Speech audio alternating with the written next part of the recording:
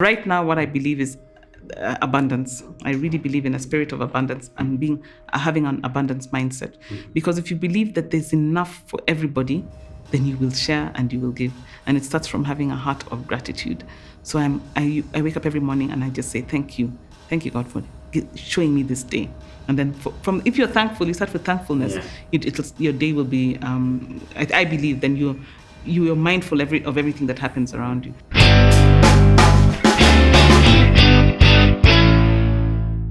Karibuni class, ndio hiyo bell ya break imering, so welcome. Na mkiona nimetulia hivi, it's because today our teacher for the day is just a phenomenal woman.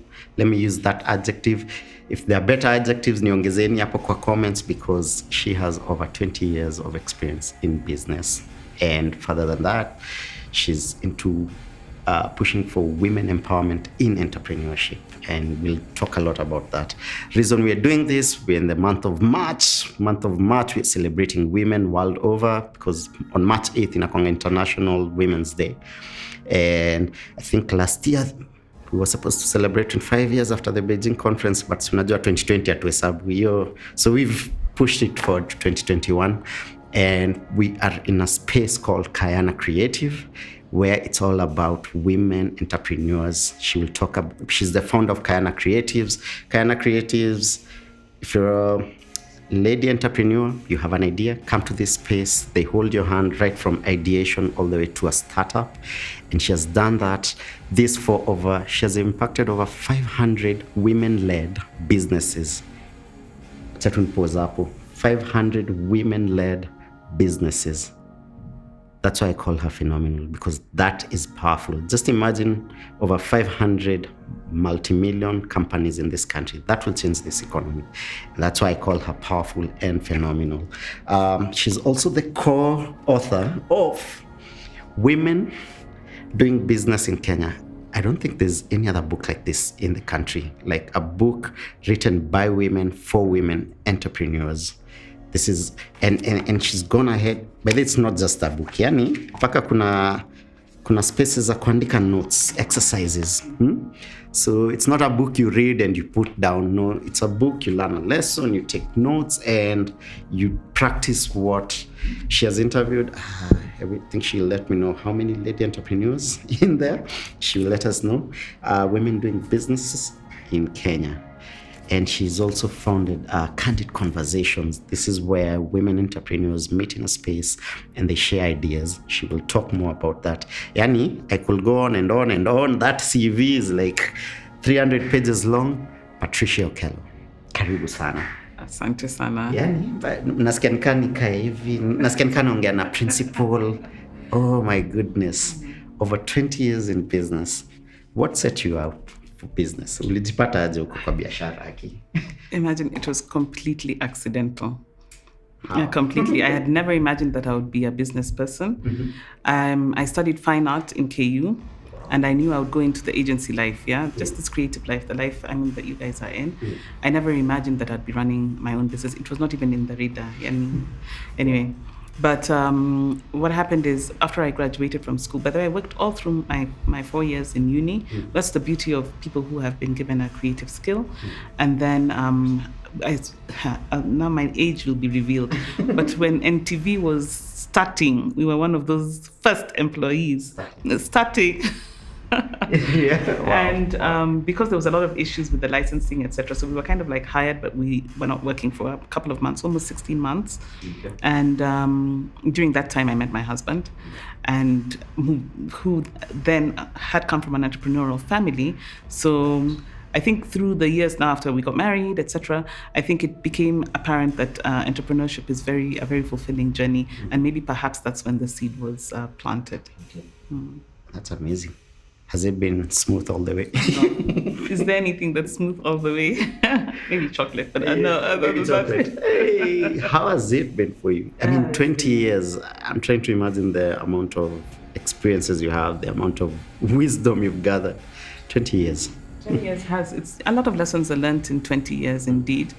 It hasn't been easy, and sometimes what you start your journey in business with and what it ends up becoming is very, very different. For example, the business that I founded in the year 2000 was Willard Productions. And because I had come from a media background, I knew I was going to be doing a lot more, production and that kind of thing. But I had to go back to the core of what I was trained in, and that was graphic arts. And we ended up offering graphic design services, below the line services at that time. Freelance was not a thing, like that it is now. Of course, technology has moved, and now freelancing is a big thing. But at that time, it wasn't a thing. So when you would sell graphic design services, you had to kind of lump it up with a tangible thing, either a book, basically a printed service. But of course now things have changed, and there are a lot of graphic designers who are really thriving. So what was this journey in your entrepreneurship journey that now led you, apart from entrepreneurship, I'm going to try and empower women in business? What made you take that step? Because those are two different things. It does. But I always say 20 years is a long time. Yes. Yeah, it's a long time. So when I started with that idea of just having a design house, of course, over the years, I have had many, many people, young people, pass through my organizations in terms of designers, sales teams, a lot of interns also who have come through the system. And you learn people, you learn people's dreams. You become interested actually in the individual who's in your space rather than just telling them to work. I've always had a great passion for people. And I would say when I turned around, I would say 40. When I turned 40 is when the real aha moment came. And I was just like, you know what, Pat, you've been doing this for a couple of years now.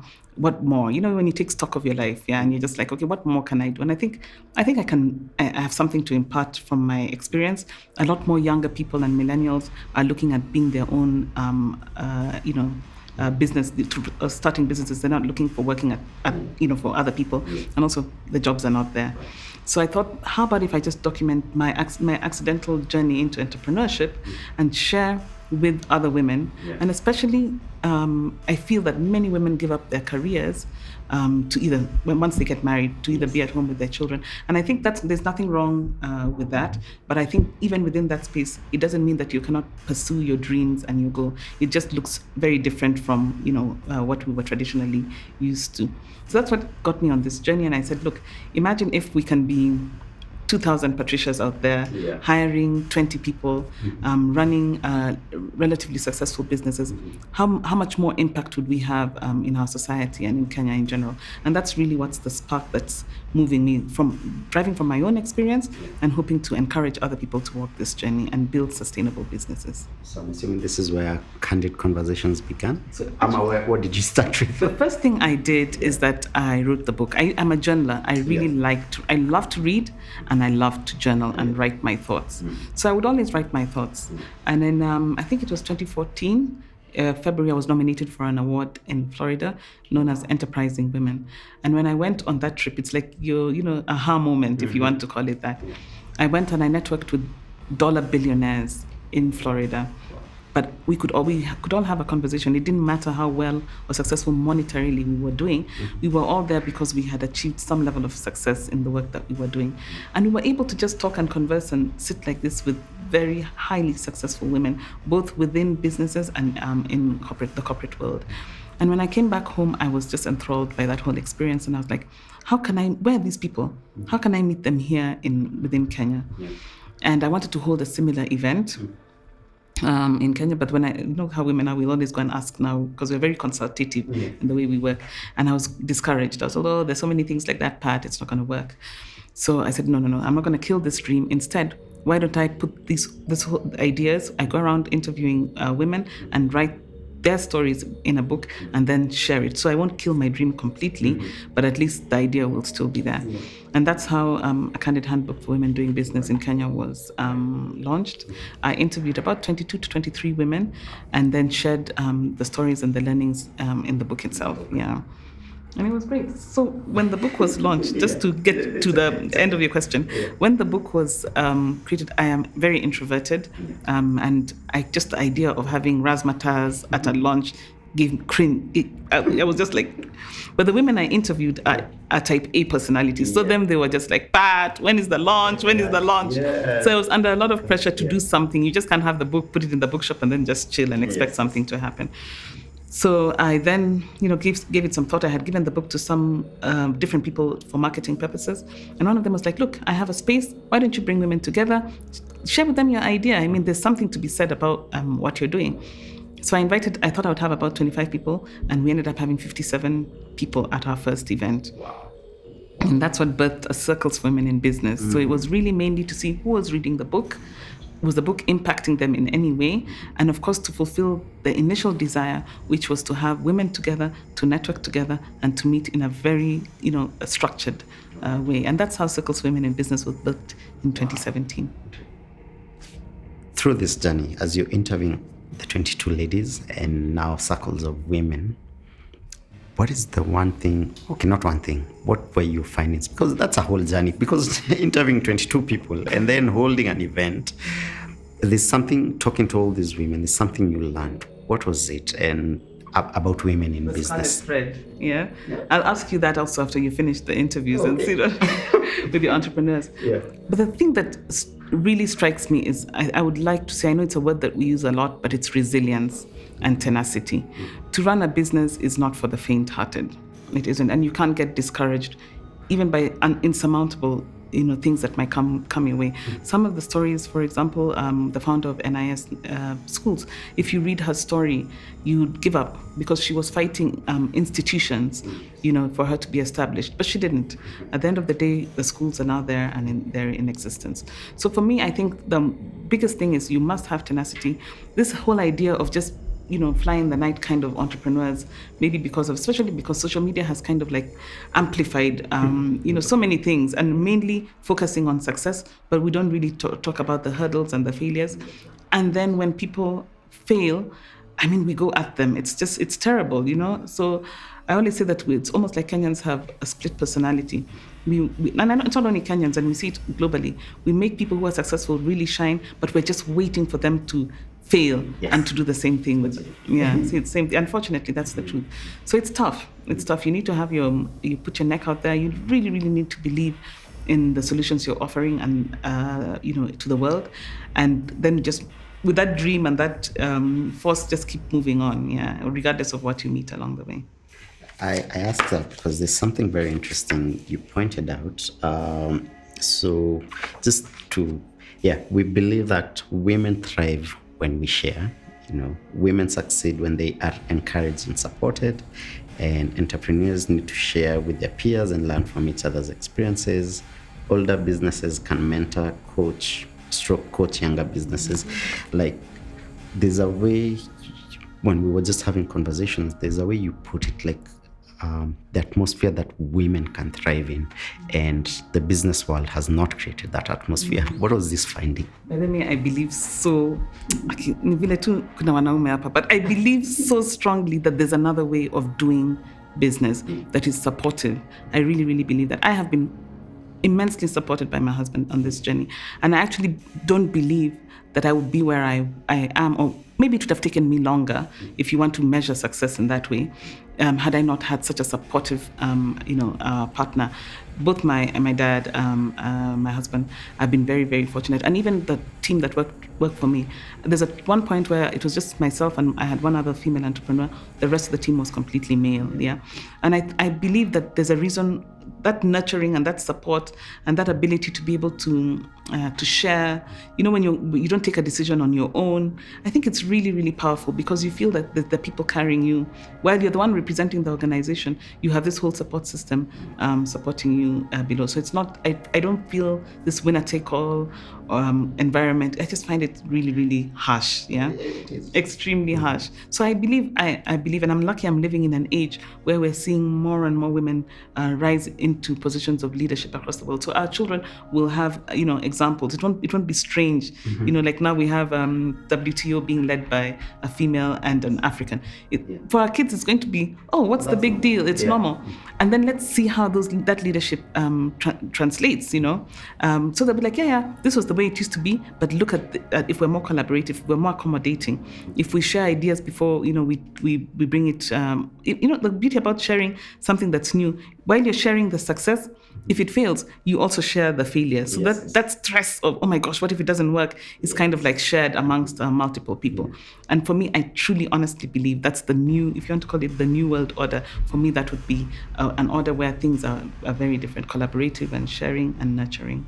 Yeah, I just want to put that conversation into our perspective. Yani kama wa Kenya, mpaka hata tutongea Kiswahili ama Sheng, so that they truly understand, the guys watching, that for men, we are raised or socialized. It's like a jungle. And for men, we have to survive. We are warriors, we are hunters.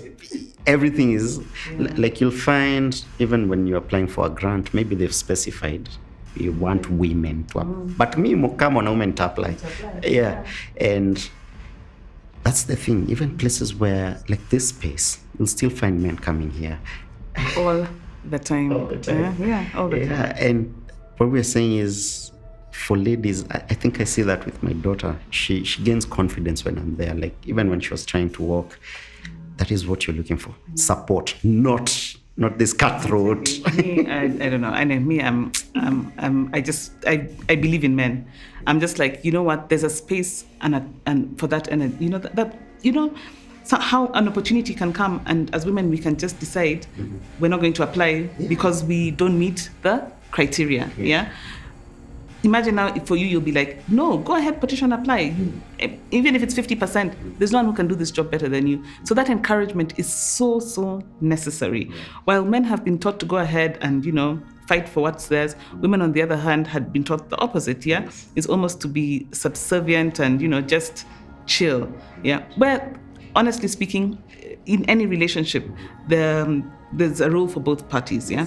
What about if it's the other way? What about if you have a partner who's very happy to be subservient and to follow your dream and to support your dream? You're going to imagine if you're both doing the same thing, that dream will never see the light of day, right?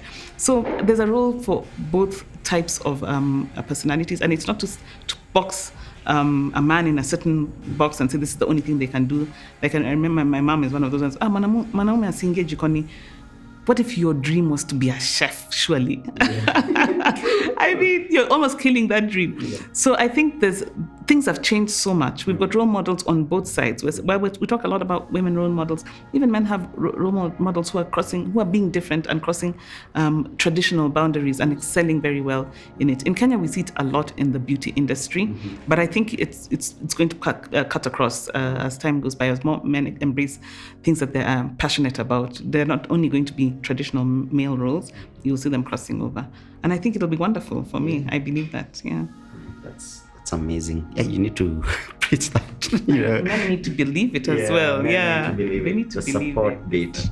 Wow. Okay. Yeah. I produced 2019. I co-produced a show with our company called My Empress.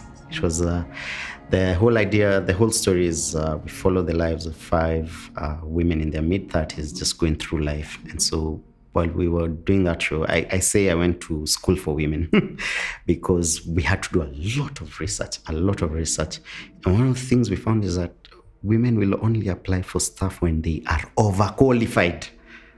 Men, the thing is, for you to apply for this, you need a master's in. Mimi nikiwa na diploma yangu nita apply. Yeah. But for a lady, but for a lady, it is to have like 3 PhDs before she feels like, okay, now I can apply. And interestingly, we even found out that if we're having a conversation and I want to interrupt you as a guy, I'll just talk. But for ladies, I'm waiting. Yeah, I'm waiting for you to stop. Yeah. And you even apologize. Sorry for interrupting. So we did this thing when we were shooting with ladies. If any lady says, sorry for interrupting, tunakata, like shout your opinion. That's so cool. Yeah. I have to watch that. Yeah. We need to. I think it's just the way we were raised. That's the only thing that I can say. And I hope we're not making the same mistakes with our children, where we need to apologize for anything. My daughters are very tall. I have a daughter who's 6'2". Yes, and another one who's 5'8". Yeah. And the one thing that I just say, guys, if you want to wear those 6-inch heels, make no apology. Yes. Wear them. Yeah. Don't apologize for what God has given you. And what you're seeing as awkward or, uncomfortable, somebody else is resenting you because it's a gift that you've been given and they wish that they had it. So you have to embrace everything about, about yourself. Yeah, you can't pick some parts and, put some aside. However, of course, because of the environment we're living in, you can see how women will quickly come to protect themselves. Nobody wants to put their neck out there and then, just be ridiculed later when there's failure. Kwanza with technology, those clips now are brought. Alisema, ndio alikuwa akisema. Yes, trolling. But imagine if we're a nurturing and a supportive environment. You can see how those things will be killed quickly, yeah? Yes. It's just because now it's cutthroat, it's winner take all kind of mentality that we're in that space. And then we just see few shining stars. But when you listen to these women speak and see what they have gone through to excel, it is tough, man. It is really, really tough. My mom-in-law talks about how she would be in meetings where she was the only woman in the room, yeah? And when the meeting is about to start, of course the tea is there, everybody's looking at her, and never mind, she's the one who's the lead playing the leading role. But she said, you know what, Patricia, get up, serve the tea, and then run the meeting. Not everything has to be a battle, especially when you are calling people for something to be brought to the table. You pick your battles. Yeah, there's a time to fight, and then there's a time for kind of collaboration. Yeah. Is that how you were having this conversation? The conversations you're having with your daughters, are those the conversations you had with your parents? My father, of course, we were 3 girls, and then my brother was the last one. So for a long time, he only had daughters. Yes. So he had a choice. Either I raise these women feeling like, some man is going to come to save them, or they have to survive on their own. And on top of that, my dad had an accident. He was shot in 1975 when we were very young, yeah? And so that fear of him leaving the family, a very young family that can't fend for themselves, was always very present in our lives. So we were not waiting for... Although I was a romantic, so I really wanted a man in shining armor. But that's not how I was raised. I was raised to be able to do things for myself, yeah. And it was a very important thing that if anything was to happen to him, he wouldn't be left. These girls will not be just helpless or running for support from somewhere else. We really needed to excel, both in school and eventually when we worked. And even when I quit my job, never mind I was going into business. For him, he was just like, hey, I hope you're not quitting your job to be dependent on somebody, Yeah. So those conversations were had in our home, yeah. You can actually build a strong woman or a strong man right from their young. Yes. You can indeed. How we raise our kids, that's amazing. So 20 years ago when you got into business and right now, the challenges you had then and now, do you feel things have changed? Things are a bit better for women now. What are the challenges you encountered when you got in? For me, the technology is the great equalizer. I really, really believe in technology. Things that would have taken us a long time to do can now be done in an instant. For example, you can record even a show like this using a camera. Yes. Yeah, and hopefully if you have a stand, etc., you can even edit it on your machine yourself. Yes. It's really, I think the barrier to get into certain spaces is technology has really, equalized that. The challenges are within us, the culture, and cultural barriers are much more difficult to break. Yeah, and remember, when people feel threatened, we're human beings. Yes. When we feel threatened, our natural instinct is to bring something down. Yes. So we're also fighting those things internally. Our cultural. The impact of culture on raising women. And then the second thing is a deep self-belief that I feel that women don't have. They don't believe that they're the change. And that becomes very difficult. We can be easily manipulated. You see women getting into leadership roles and they're suddenly sucked into the system, even if they were very strong fighters. Then when they're fighting, they're called, oh, you're so rough, you're a fighter, kind of thing. And then they're like, oh my gosh, actually there's something wrong with that because it was internalized that I shouldn't be like that. Yeah. So there's a real doubt and real a deep self-belief that needs to be nurtured in women for them to believe that they are the change that the world is waiting for. Then at least we can see ourselves progress. As much as you're seeing this gender thing being really highlighted, when you go to the statistics and the numbers of women actually excelling in business, in entrepreneurship, they're still so small. They're really small for it to even be called an even playing field. Yeah. So yes, we're amplifying this because we're trying to accelerate the movement of women into these positions of leadership. And sometimes it may sound everything is just women, but numbers never lie. Even when women are rise into positions like in middle management, now they're going into senior level. Women are not applying for those roles. Imagine they're not applying. So the statistics at the top remains the same. It's not moving, and that's really what we're trying to say. You know what? You can have the best of both worlds to some extent. Also, let's not romanticize this thing. It's hard work, and sometimes some balls will drop, but it's okay. If there's the support that you've created down there, you'll continue to rise. So things are, as much as they're changing, they're still the same, in many ways, even 25 years later, That's cool. Let's go to the part where everyone wants to find out. After 20 years of doing business, is your business paying you well? Hey, what is well? What is well? Aki usitufunze roho. Me and my fellow CEOs, Aki. No. Because we are in that part where we are hustling, but money is not coming to our pocket because you're scaling up. So now we are looking at you 20 years. Okay. It is sacrifice, but you must. I'm sure you've been told this by all the entrepreneurs you're speaking to. The game changer is when you start paying yourself. And paying yourself, it doesn't matter how small. Pay yourself. Don't go and start running to pay your staff before you've been paid. Extremely important. As you start paying yourself, I started. Wacha wasikie huko. It's extremely important. Yes. But be realistic. Also, you don't want your what's it called? The payroll. 90% is your salary, and then the rest have to gawa the 10%. So there are many times when, especially when you want to get the best skill set in the market, you will need to. There are many sacrifices to be made. That's the first thing. The second thing is bank every single cent you make, however small. Ipitie kwa account or M-Pesa, whatever, but bank it, and then you pay it out like that. So don't. And I when I was during COVID time, I went back into realizing that I was dealing a lot with cash business, and so you find that, and I really experienced what young businesses are going through, because people were paying into M-Pesa, and then you're receiving, and then you're paying suppliers. You're receiving, and I just said, this one, you will never be able to track what you're making. It's better to pay it into a pay bill, deposit it into account, then you budget for it to be withdrawn to pay your suppliers. That movement in seeing how your money is and looking at the real margins in your business is like magic. And if you start with it small, of course, as you escalate and grow, you'll still be very, very aware of what your profit margins are and how you're spending that money at the end of the day. So you have to keep your eyes. You're in business. Business is about turning a profit. Yes. Watch, what you're doing. The third thing is don't be in love with just doing business for business's sake. Focus on your customer and what solution you're offering your customers. And those solutions change. As I told you, when I started, I was offering graphic design services and BTL work. Many people, you've got Canva, you've got so many apps now that people are doing that work for themselves. Yes. In fact, beautiful world-class design work. You have to pivot.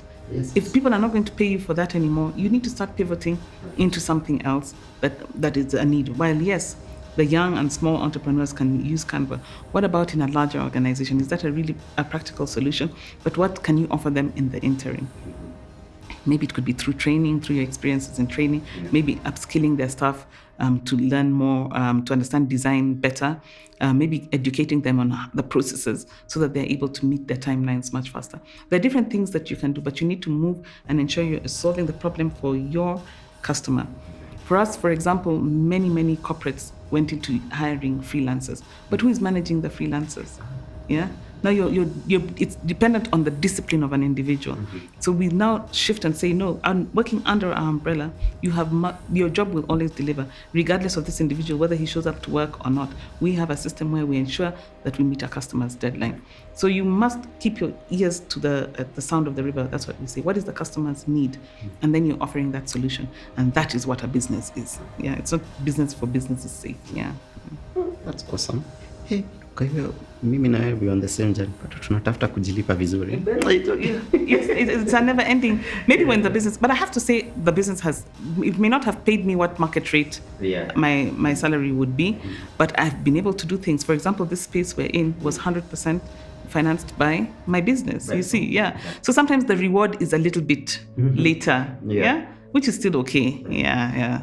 You've been in rooms and sat with business owners whose businesses have scaled to dollar billionaires, and in Kenya, it's as if there's a ceiling, especially for SMEs, like breaking this ceiling.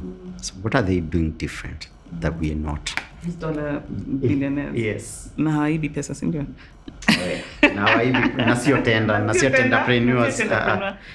Me, I don't know if there's anything like an overnight success. I mean, even you look at somebody like Warren Buffett, it's years and years. By the time he was now under our radar, he's done a lot of work. I'll still tell you, the Elon Musk, that technology will always accelerate growth. I think there's no way. Many of us are not embracing tech in our businesses to see that acceleration of growth. How rather than being so, manual about your processes, how many of them are you actually using an enabling technology in order to accelerate growth? The solution in this billionaire business is in technology. Yes. Now there are some of us who are looking at me and saying, no, there are guys who have been on Instagram and then they're now, declared billionaires, maybe through their brand, etc. But I can assure you, I like to use the example of Rihanna because I think she's done so much work. When you look at her brand and when you look at what's happening now, we've waited how many years for an album to be dropped? But she's still there being called, a $1 billion self-made woman. So I think technology, and if you want to look at it in terms of social media, can accelerate growth. How are we embracing what we have? What are we doing with what we have? What are we doing with these million followers? How are we converting them into real people? You can have all these followers. How do you number yao? How do you email? So if you have another product that you're trying to get them on, you can't get them. You have to just go back to that same platform. Exactly. So you have to understand the avatar of your followers or of your possible customer. And I can assure you all these people, that analysis was done with their brands for them to now be attached to a product, if it's a cosmetic product or whatever it is. There's somebody who's looking at who are these followers, what is their demographics, where are they spending their money, most, and then the product is being brought into the market. So there's a lot of thought going in. I think we still have an opportunity to be dollar billionaires. I love to use this girl's example, Majimbo. Oh my gosh. If anybody had told you this story last year, nobody would have said it's but Kenya. Where? There it is. It can happen. So I think as Kenyans, we need to stop just focusing only on our borders and see with the acceleration of technology, we're focusing now on the world. And what do you as an individual entrepreneur have to offer the world? Yes, Kenya is a tough environment. We say we have an abusive relationship with Kenya. It's a tough environment to run a business, but we love our country and we know the beauty and the brilliance that it has to offer. Don't stop because of that. Don't stop doing it because of that. And then you embrace, of course, tech. We'll see more. And I believe we're going to see more and more. It's not easy to be a billionaire. It's not. So we should not look at it like it's just being thrown around for everybody to pick up. But you can start from, make your first million Kenya shilling. Do you know when you make 100 million Kenya shillings, you become a dollar millionaire? Sindio, Then you focus on becoming a Kenyan billionaire. Sindio. Before you exactly. Let's take step by step, and it's there. It's possible. Haya, wanafunzi, tuendelee kutake hizi steps. Let's talk about Kayana Creative because you mentioned it. How was the idea conceived? How did you get this place? And what happens here? This is a journey of such faith, and I think my team in Willard had a greater self-belief that we could actually purchase a property than I did. And that's why it's so important to have a great group of people working for you. So my team has been absolutely awesome and they buy into the dream. So, our offices are not far from here. And so we used to walk on this road. And when the opportunity came to purchase the place, at that time we had some really good clients who were paying us on retainer. I think that was in a while ago, maybe 2016. And so when the opportunity came in, you know how you see a prospectus and then somebody's like, imagine, just do the maths part. We have to pay back in G36. We can do this. Yeah, so that's how really the dream was birthed. And that becomes part of your goal setting when it comes to your income. Yeah, so it became part of the goals because we knew if we're going to buy this property, then every month we will be paying a certain amount towards it. Yeah. And therefore, we needed to work much harder. So I have I have 3 businesses currently. Okay. So there's Willard Productions, and then there's why am I forgetting the name? Conferencing in a Box, of course. Conferencing in a Box. And Conferencing in a Box was birthed in 2012, 2013, I think, yeah. And it was to offer corporate event services for our Willard clients. So we were not moving too far off. So while Willard was focusing on design and producing stuff, many of these things were working towards either a big launch or a big event. And when we looked at our numbers and were analyzing them at the end of the year with the auditors, the auditor told us, Patricia, there's space for you to go into this this event space. Because every time you do an event, we can see that it's a profitable business. Yeah. So we decided to focus on it as a separate business, opened a different office for it and built a team around there. So while Willard still owns Conference in a Box, but the teams were quite separate, even the way we'd pitch to our clients, etc. And that business really blew up. I mean, in 8 years, it's just COVID that put a break on events.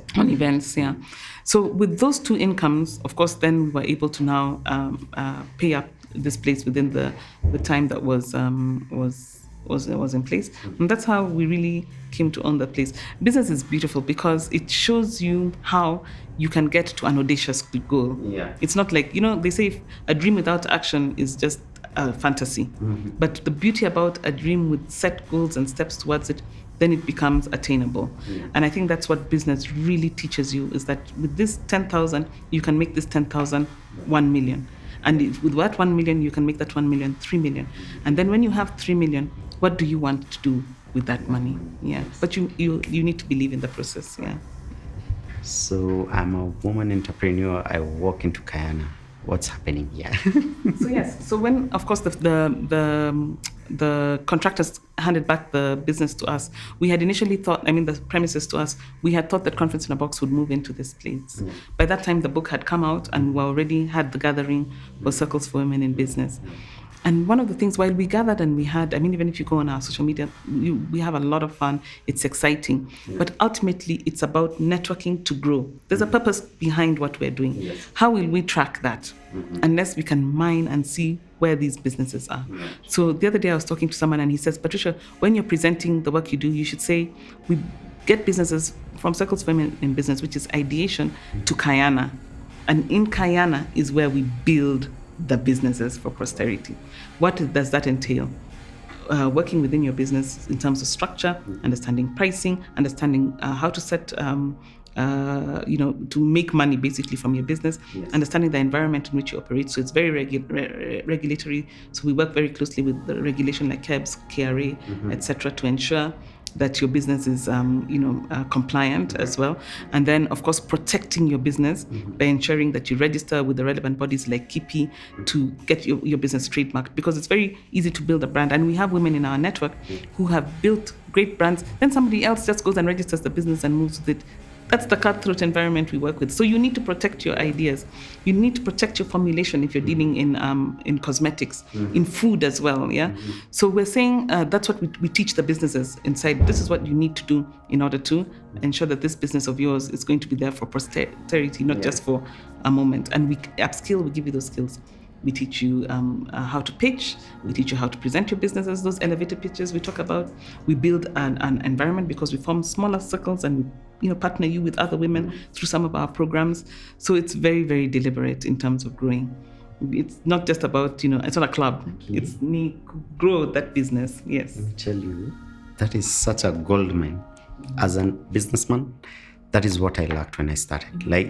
But here you've created that. Aki, amkubalishi this other gender, other agenda on women, but I encourage you to do the same for men, as long as you're going to be collaborative, nurturing, absolutely. Believe in the spirit of abundance where you share. It might not be a natural thing because you've been taught to compete. But that we just feel that women do business different. That is not to say that men are not welcome. Of course, a lot of the skill sets that we offer, if you go to our YouTube and our Instagram channels, you find the people who are offering our skill sets are men. So those are they're men who also believe that there's another way of doing business, and in supporting us in that journey. If you're a woman out there, you're getting into business, Aki, you need to be in this space. Like, it's a one-stop shop. You're taught how to pitch, how to put systems in your company, how to price your products. What else? How to market, how to brand in one. That's amazing. That's why I called you phenomenal, because you have because getting that type of knowledge for you, it has taken you how many years? Imagine. And then we're giving, by the way, many of the things that we offer are free on our channels. So at Mwanaume, just go there to Kayana Hub and you'll see we offer it to you. It's just that we are women-centric in the work we do in here.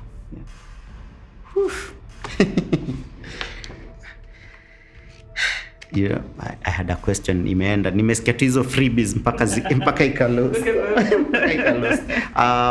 Your journey, because listening to you, it seems like you've achieved success with all your businesses. Is this true? Success is first of all in the heart. Can we agree? Well, yeah. There might be somebody who would be saying, but no, where's your tower? Where's Willard Towers? Maybe that for them, where's your jet? You know? Sometimes they're just like, these dreams of yours are too low. But I believe if we could build, imagine even as low as I'm saying those dreams are, we're still in the 1%. 1%, come on. So before you tear my dreams down, and but no, I started businesses. I was telling you earlier that never saw the light of day. I had a stationery company because those days I was not sure. He designed itafanya kazi, maybe I should go to supplies. So we're even us who believe, we went through that doubting process. So I started a company. It was not called Speedy Gonzalez. Never mind that Speedy Gonzalez may have been trademarked. And that was the name of my business. And I think we actually did supply a couple of stationery work, but ultimately that business, it needed a different mindset and a different character. Let's just put it like that. I remember even once there's a tender we won where we were supplying toners, and I was told, you're not of the right tribe to be in this ministry. I will not name the ministry. And every time we spent over 200,000 showing samples, they would open them, these are toners that are really high quality, they're being dismissed. So tulipona haraka sana. Anyway, so it's not hard and it's discouraging. It's discouraging. Then I then started a business that was, at that time, it was before its time, that was doing technology for home use. It was called Home and Beyond. And it was really what people are doing. Everybody has nanny cams now at home, or the way your doorbell can ring and your TV can have a camera that can show you who's outside. It was really that kind of technology that I really wanted to bring into the market. But even that one, yes, maybe if I had started it that time, it would be successful now. But even for various reasons, it never saw the light of day. I ask this because this is the reality of business and entrepreneurs. Sometimes not all the businesses you start with are going to flourish. Start one in a collapse, start another one. So if you're a business person out there, Aki, manze in your journey. I was reading somewhere that outside Google offices, they have a whole sculpture for dinosaur. Like, why? But for them, it's at the entrance. So every time you walk in, somewhere there. And for them, the story is, if we don't adapt like dinosaurs, we will die. It's to remind them that. And how powerful were dinosaurs? They were ruling the land at that time. How big were they? Right. But you have to be able to be agile and to adapt. And also embrace failure. The problem with our education system is that we don't embrace failure. And yet it's through failure that you're learning. As you iterate, something fails, you go back, it's called iteration. You fix it, you bring it again to market. And people will tell you, okay, this one is good, go back and fix. In fact, go and do this.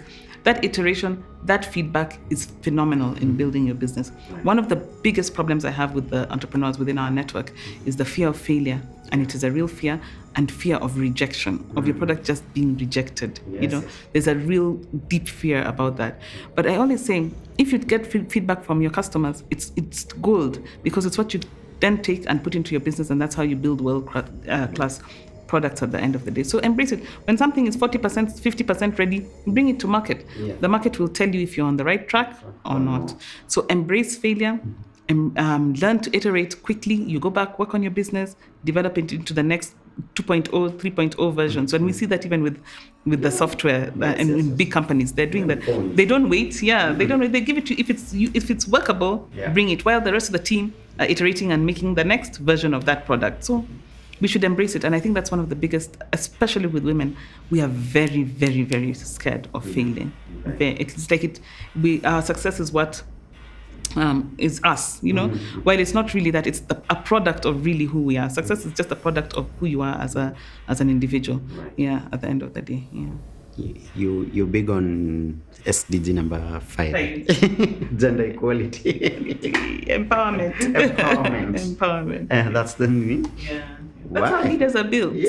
That's how there's not. Would you vote for somebody who anasita or it keeps going back and forth on? First of all, she's a woman. Then Leo, she tells you should do this. I'm not going to even talk about what's happening in our country now, because we are seeing. But can a woman get away with such? Just think about it. We would be dismissed the minute we opened our mouth. So the beauty about empowerment, especially through economic empowerment, is that first of all, you take control of your purse, right? So you find women who can be in very difficult situations, because women can cleave to a partner who is destroying them for the protection of their children, or even if they try to go back home, they will not be embraced back home, because there'll be a failure. You got married and you've embarrassed us. You know what? We're not taking you back. So imagine if you can have control over your purse strings. Then it's not to say you'll be moving out of every situation, but certainly for a woman who's in a tough situation, only staying there because she has actually no other way to survive. Imagine if she's empowered enough to earn, money. She can remove her children from toxic situations, move into their own little space, continue their biashara, educate these children, go to school, and they become successful members of society. And it is a fact. We don't need to prove that. So I'm really big on that. And that's why my main focus will be around empowerment, economic empowerment, because I know once a woman is empowered, she empowers her community. I believe that almost 100%. So that is the reason why I've decided, Patricia will focus in that area. What's the future looking like for you? Because, Kayana is just 2 years, 2 years old, so Kayana in the next 10, in the next 20. I want Kayana hubs in different parts of Africa. I want to concentrate Pan-African, because I feel that's where the greatest need is. For me, I see communities like this rising up until we are 1 million women entrepreneurs supporting and earning decent pay from the businesses that we are running. We're owning our own homes, certainly our own offices. So we see a Patricia multiplied, imagine, 1 million times. For me, that would be amazing. Wow. And even if just birthing that, Yeah. Wow.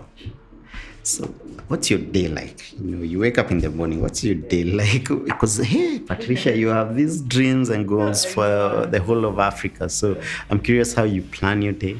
So that you see that meme, I don't know if you guys saw it, where somebody was like, you wake up in the morning, I wake up at 4 a.m, I work out, then I jog around the compound, I get my kids ready for school, take them to school, come back. Have you seen? I don't know if you saw that meme. Anyway, I did a video like that for my kids. They died of laughter. They're just like, you, mom, what are you talking about? So I have to be very careful with what I say moving forward. I shall be judged.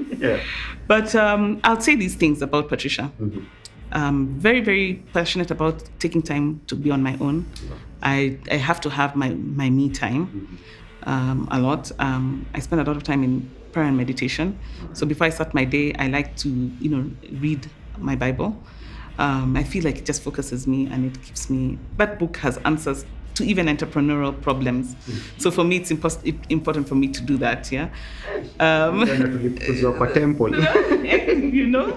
But even just teaching you things around getting open to learning, today I was reading the book of James, and they're just saying how the tongue is such a powerful thing. It can build, it can destroy, it can cause fires. And just being cognizant of that as a leader when you start your day, I think it's extremely important. So I like to have that time. So of course, I'm not really a morning person. I'm more of a night owl. All creative. Sasa all shida ni kuamka kupeleka watoto shule. Inakuanga shida. But fortunately, because we are a partnership, my husband plays golf. So on the days when he's not playing golf, he can take the kids. When he's playing, of course, kazi kwako mama. So I like to do that and spending time and listening to my children. They fight a lot also, but it's exciting. And then, of course, I'm passionate about about my team and the work that we do, and just ensuring that we're all, on the same page. I'm learning about boundaries. COVID is teaching me. So some of my teammates, I'm lucky, are night owls like me, but there's some I cannot text them past 6. So I have to make sure I have the things I need to tell them ready. So I spend a lot of, I can work throughout the day because I'm so passionate about the work I'm doing. We have multiple projects going, so I need to make sure that people are okay, Are you okay? Yeah, is this thing fulfilling to you, Yes. So those kind of conversations are important to me. And then I try to commit to meet at least 2 entrepreneurs every single week so that I'm in touch with the work that we do. So I do that. Usually I'll have a meeting on Monday with an entrepreneur and probably towards the end of the week as well. Following up, yeah. Right. And then I love to walk, but for some reason this season I'm not motivated. I don't know why. I need motivation to walk, but I screen in so I like to to walk for fitness purposes and for health purposes. But because I'm not doing that, I now have a trainer, so at least I train 3 times a week, which is at least important. Yeah, for me. I really, really, really love lifting weights, by the way. Kama ningekuwa body, that would have been my other dream, So I love it. Go. I really, really. I mean, honestly, I wish I could be this. Maybe when I turn 50, I'll be now those a 50-year-old weightlifter. Wacheni kucheka naona. So imagine wanapenda. Okay. Anapenda. Mrs. Wawili. Imagine I love absolutely weights. I love the energy in a gym with guys in it, that encouragement and but I have to go on the treadmill. Imagine, I don't know why. They tell you, and a treadmill cancer. So boxing, I love boxing. A shout out to my guys at Colosseum who got me into the habit of boxing. Really a great community. Maybe because I just love community. And I think around weightlifters and body guys, there's a sense of community that comes together. I really, really love my years when I trained at Colosseum were my best years of my life. I loved it. Yeah. I'm so excited. Sorry. I just love weightlifting as well. Yeah. So what's this mantra that you walk around with, that you remind yourself, that is Patricia's true north? That line that you sign off your email with. Oh, really? What was? I don't have it. I used to have one, which was excellence, something around excellence, because I believe in excellence rather than perfection. Yeah, I believe we should aim for excellence. So we need to be excellent in keeping our word, excellent in being, everybody's a human being, so you look for the humanness in somebody first. I forget them, and it used to be at the bottom of my email for a long time.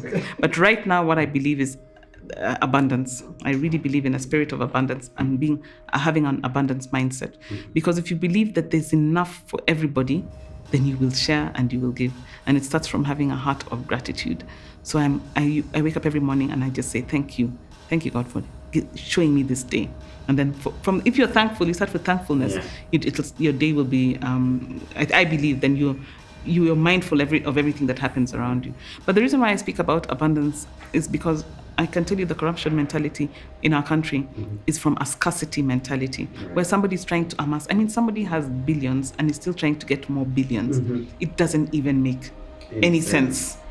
And when I say about and why an entrepreneur has to embrace abundance is because if you don't embrace abundance, then you believe your idea is just the one idea you'll get in your entire lifetime, and that's it. Yes. And so that's what will make you want to just grab and keep. But ultimately, abundance is something that you lean into. Why? An opportunity may come, which is good for you, Pat. This is yours. It's the way it's written out. If you apply for sure it's yours. Lakini ukianza kushare now with these other 500 women in your network, imagine it's competition.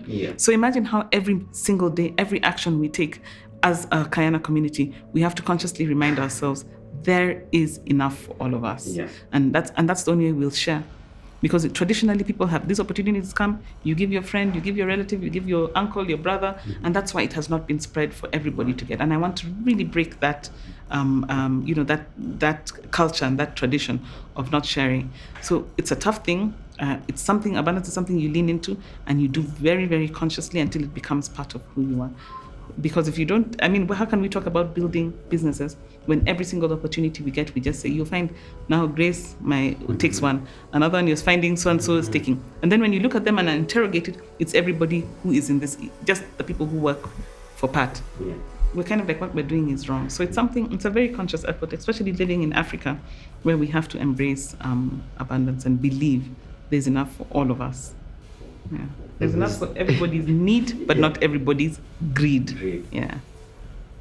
And that's the first time I'm having a conversation about abundance. Thank you. As in, hata sidhani nawezaongeza anything after that. Thank you so much. First of all, for just giving us this space for the next several episodes. We don't take it for granted. But mostly, just the spirit that's here.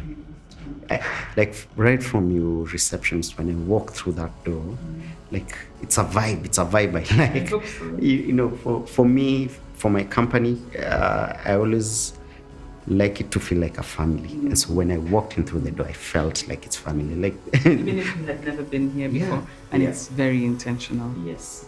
So culture is also very important in a business. Yeah. So thank you so much for opening your doors, for giving your time. You're a busy lady, but thank you. Always time to give back. Yeah. Right. Abundance, exactly. Nianze hiyo naiandika kwa diary leo. Abundance Kiswahili. It must be there. Sasa unataka watu wajue nimepata nini Kiswahili pale. Abundance. Wenza huyu ataniambia na sheng, ndio shida. Abundance na Kiswahili. Haya. Homework. Abidi. All right, guys, thank you so much. Let's continue watching these classes. We will have the contacts for Kayana hapa chini kwa description box. Reach out to them if you're a woman entrepreneur. Aki, this is gold. Aki, the type of knowledge you gain from here, it will take you years and it's very expensive. Aki, I speak from experience. I've spent millions just trying to get this information and they're giving it to you here at a reasonable price, sometimes even free. So please, please, please, please, I cannot overemphasize, take advantage of this. Thank you so much. And I will also put a link. Where can we find this book? The book is on Amazon. So if you have a Kindle, you can have it for your Kindle or your reader. It's available on Amazon. It's available at Kayana. You can purchase it actually from Kayana and we'll deliver to you. All right. Yeah. Awesome. Thank you so much. Yeah, leo there's a gentleman I met. He has a brand. It's called Jabba Warrior. Yeah, because he told me, which is true. Yeah, business is like a battlefield. So, yeah, you need to have your armor. So today I've been armored by Jabba. Check them out on their social media pages. Nitawarushia links on my socials as well. Thank you so much. Tupatane next class.